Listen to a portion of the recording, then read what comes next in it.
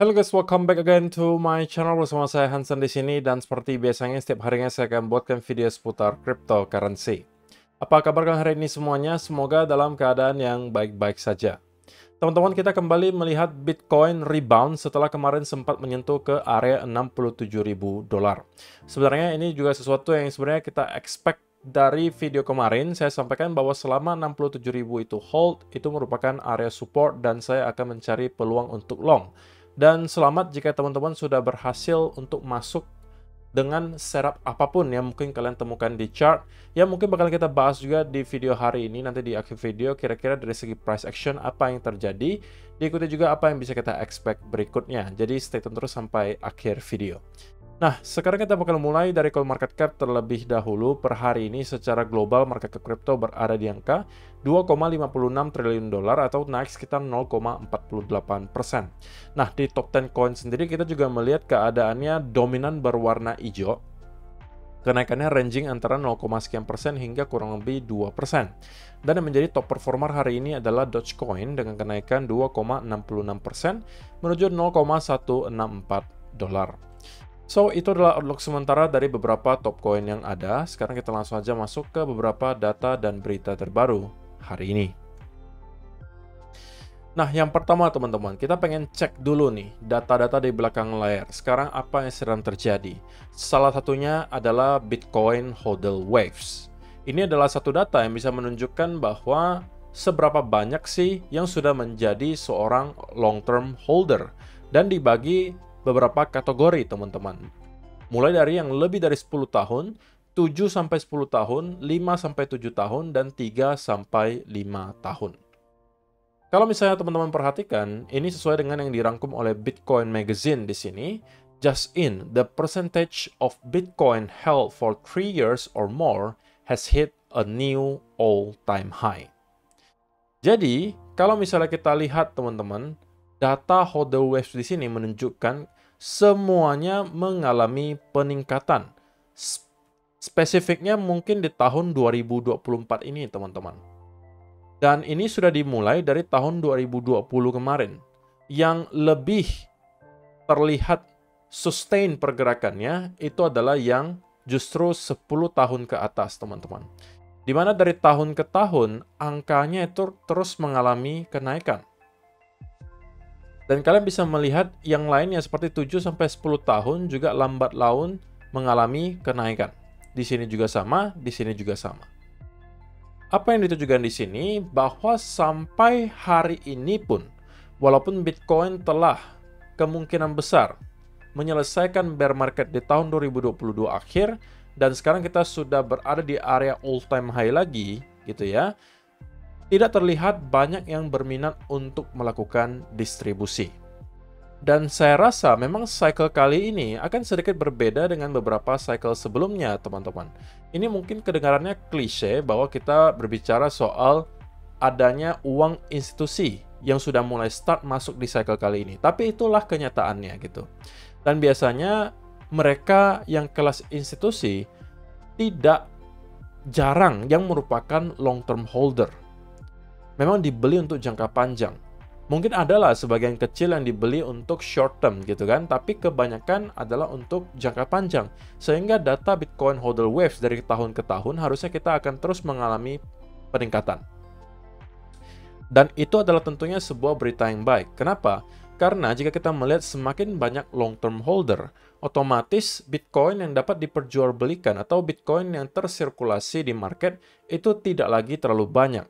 Sehingga ketika demand konstan selalu ada, tetapi supply terus-menerus tergerus, sekali lagi yang akan terjadi adalah harganya yang bakalan terapresiasi. Nah, yang kedua teman-teman, perlu kalian ingat juga bahwa dari cycle ke cycle biasanya memang kita akhiri 4 tahun. Dalam 4 tahun gitu ya, kita mengakhiri satu buah cycle. Dan ini sudah terjadi dari tahun 2011 hingga sekarang, 2011, 2012, 2013 gitu ya. Kemudian 2014 sampai 2017, 2018 sampai 2021, dan jika kita memang melihat teman-teman, kali ini juga terulang hal yang sama, maka kita juga bisa expect akhir dari bull run kali ini kemungkinan adalah di tahun 2025. Dan saya rasa untuk sementara ya, price action juga sedikit banyak mendukung tesis tersebut. Kita telah berada di pertengahan tahun 2024, teman-teman. Tetapi kita masih kurang lebih berada di dalam range all-time high sebelumnya, yang angkanya 69.000. Sekarang kita kurang lebih 67.000. Jadi kita masih belum masuk ke area all-time high yang baru. Walaupun kemarin sempat break di atas 70.000, tapi kemudian kita terkoreksi ke bawah.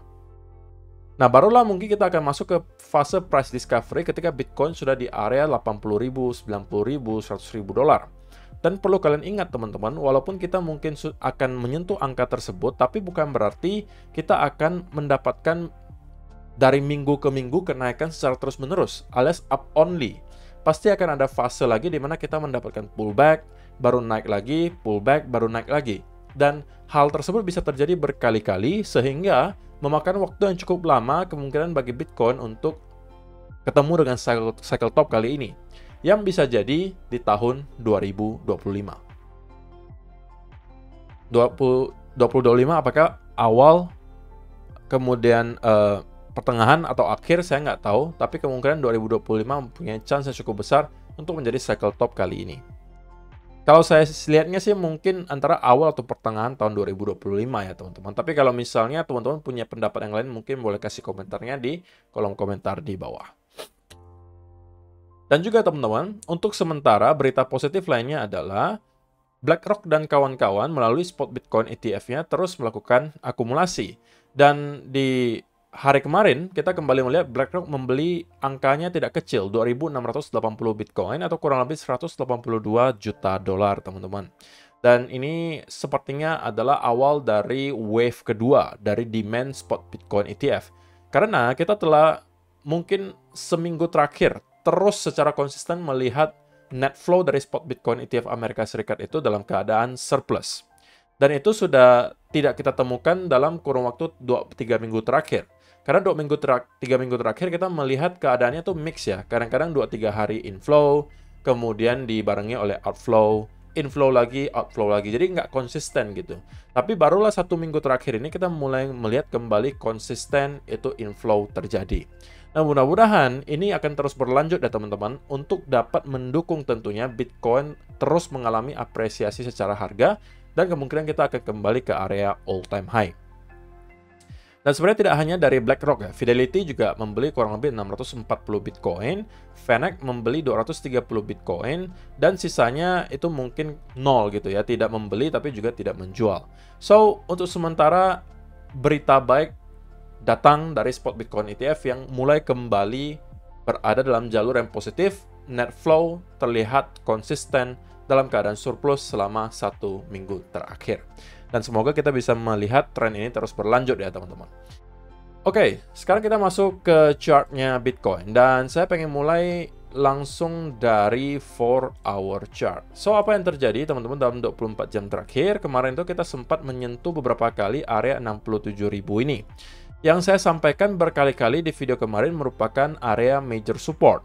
Dan saya sampaikan untuk teman-teman yang mungkin kategorinya konservatif, ini adalah mungkin saat yang baik untuk kembali start mencari peluang untuk long. Nah, sekarang saya nggak tahu nih, apakah ada dari teman-teman yang sempat untuk masuk long di sekitaran area range di sini? Kalau misalnya ada, mungkin boleh kasih komentarnya di kolom komentar di bawah, beserta kenapa kalian masuk, apa yang kalian temukan di sana. Apakah kalian temukan ada bottom, apakah kalian temukan ada pattern lainnya, mungkin kalian bisa kasih komentarnya di kolom komentar di bawah. Tapi pada intinya, yang kita lihat sekarang adalah Bitcoin telah berhasil mendapatkan rebound yang lumayan signifikan dari area 67.000, sekarang kembali ke range kurang lebih 68.700. Nah, sebenarnya tadi kita sempat mencoba untuk mampu breakout dari area 69.000, tetapi kemudian mendapatkan rejection ya teman-teman. Jadi ini bisa kita katakan sebagai area minor resistance di sini. Yang kalau mampu kita jebol, kita kemungkinan besar akan kembali ngeretes ke area 71.000 teman-teman, which is merupakan target pertama kita tentunya. Yang teman-teman yang bagi teman-teman yang juga udah sempat masuk ke setup apapun gitu ya, apakah kalian melihat ini sebagai inverse head and shoulder, ya kan? Gimana inverse head and shoulder-nya? Ya modelnya seperti ini teman-teman. Walaupun ini right shoulder-nya terlihat cukup dalam ya, mungkin tidak semua kategorikan ini sebagai inverse head and shoulder. Ada yang mungkin kategorikan ini sebagai apa? Double bottom. atau bahkan bisa dikatakan triple bottom di sini. Breakout dari neckline, retest, ini juga bisa menjadi peluang untuk masuk. Nah, jika ada dari salah satu setup yang baru saja saya mention teman-teman juga manfaatkan dan sudah masuk, saran saya secara pribadi adalah sudah menggeser stop loss-nya ke arah entry. Karena walaupun teman-teman kita mendapatkan rebound yang lumayan signifikan, tetapi pergerakannya menurut saya belum terlalu impulsif. Gitu ya. Dan yang saya mau lihat terjadi berikutnya adalah ada konsolidasi di sekitaran area ini. Dan kemudian kita kembali building momentum ke atas. Break dari 69.000 tentunya akan sangat membantu, karena itu kembali kita akan flip areanya menjadi area minor support. Dan kita bisa expect akan ada pelanjutan kenaikan dari sana. Nah, tetapi saya harus secara objektif mengatakan bahwa untuk short term banget, terutama di time frame kecil ya, di 15 minute atau 5 minute chart, pergerakan yang kita lihat di Bitcoin ini cenderung justru terlihat seperti ada potensi sell off diikuti bearish continuation pattern, dan kemungkinan besar akan ada satu lagi sell off ke bawah, teman-teman. Mungkin kita bisa expect akan ada retest ke kurang lebih area 68.300 sampai 200. Gitu ya. Dan kemudian dari sana kita harus bisa bounce, teman-teman. Karena kalau tidak, tentunya kita kembali breakdown di bawah neckline-nya dari double bottom ini. Oke, atau kalau misalnya kalian masuk dari potensi inverse head and shoulder ini, gitu ya, maka ini juga harusnya mendekati entry kalian. Jadi kalian harus aware dengan resiko tersebut ya, teman-teman. Kalau kalian masuk misalnya terlalu tinggi, mungkin areanya di sini, ya kan? Maka mungkin kalian masih bisa menunggu lah sedikit gitu ya. Kalau misalnya kita sampai close di bawah area tersebut, mungkin kalian baru geser lah stop loss-nya ke tempat yang lebih tinggi. Gitu ya. Jadi cara memanage posisi di setiap setup tentunya bisa berbeda ya, teman-teman.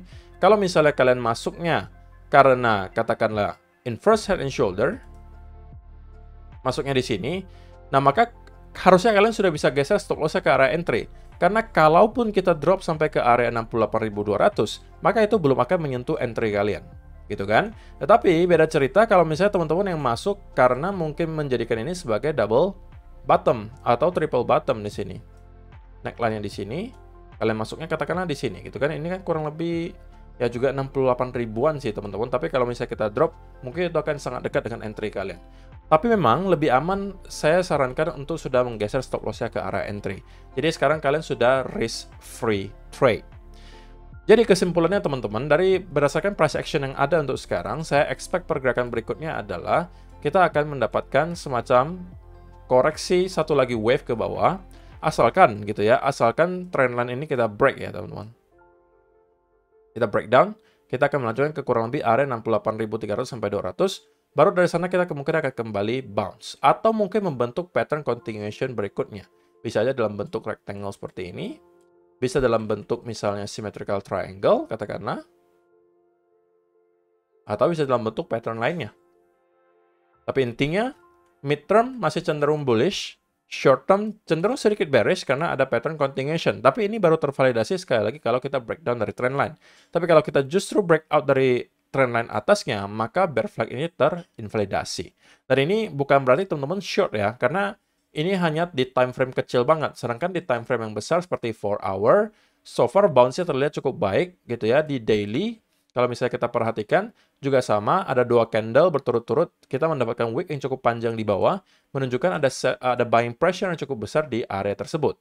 Sehingga tugas kita sekarang tentunya adalah break di atas 69.000, dan kalau itu terjadi, saya rasa area 70 sampai 71.000 akan kita capai, teman-teman. Atau bahkan kita bisa break ke area high yang baru, yang kalau misalnya kita mampu break 71.600 sampai 72.000-nya, saya rasa tidak ada alasan lagi bagi Bitcoin untuk tidak kembali ke all-time high, bahkan break ke area all-time high yang baru. Oke, so saya rasa penjelasannya cukup jelas ya teman-teman. Terima kasih untuk kalian yang sudah menonton sampai selesai video hari ini. Semoga bermanfaat untuk kalian semua. See you in the next video. Bye-bye.